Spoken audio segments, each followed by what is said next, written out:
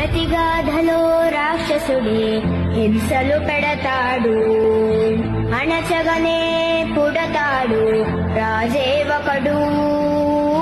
శత్రువునే కడదేర్చే పనిలో మన రాజు, హింసలనే మరిగాడు మంచిని మరిచే.